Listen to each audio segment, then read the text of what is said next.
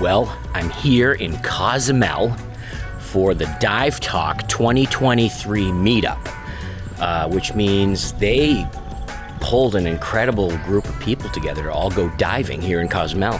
So I'm here with 130 scuba divers, and we got like 8 dive boats, and we're all diving. And it was all put together by Gus and Woody. And they made me this really cool shirt. Check this out. The KISS Cave Diving Team shirt. And I'm gonna go over to the dive shop this morning and see everybody. We have some pretty famous divers here. Ed Sorensen, Mike Young, Richard Harris, Christina Zanato.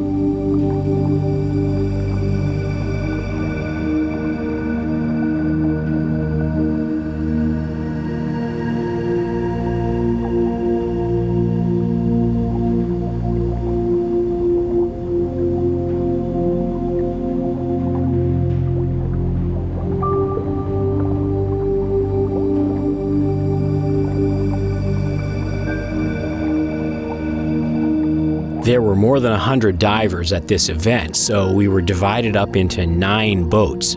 And I got put on the boat with all the rebreathers, which was really cool because A, I can always use more practice on my rebreather, and B, I was with a bunch of people that could do longer bottom times, so we did like 2-hour dives.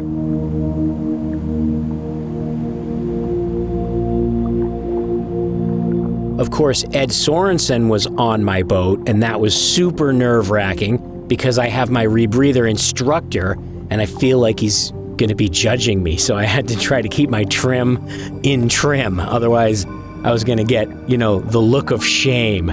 You don't want that. That's bad.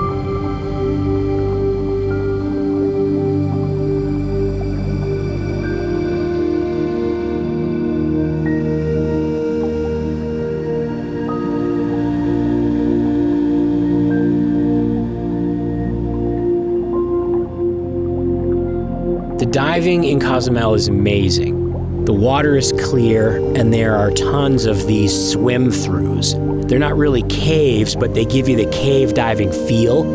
And having my Sidewinder rebreather was awesome because I could basically practice cave diving stuff on a reef. And the water was so warm I didn't even wear a wetsuit. There's also just a ton of marine life in Cozumel. Sea turtles, flounders, all kinds of fish. And the problem with filming a school of fish is hovering in that current and having to kick really hard to stay in place.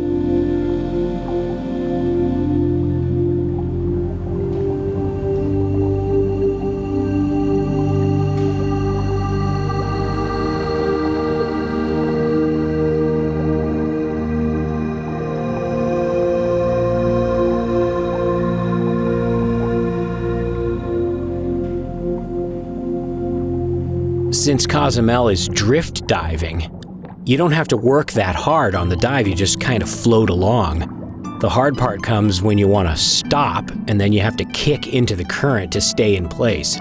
And with the long dives we were doing with the rebreathers, we ended up covering more than a mile, maybe 2 miles on some of the dives.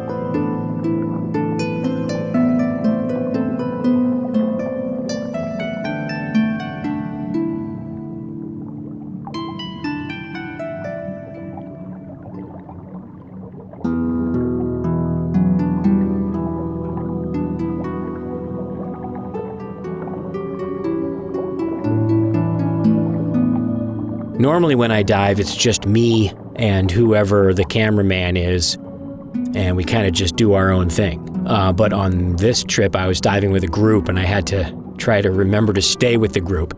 And I got lost a few times, wandered off, and then lost everybody. And you can't find them in the usual way by just going up and looking for bubbles because everybody's on a rebreather. So in a couple cases, it took me a while to find the group. And as a result, they developed a hand sign for where the heck is bird. So now there is an official hand sign for that within the scuba diving community. I'm not going to tell you what it is.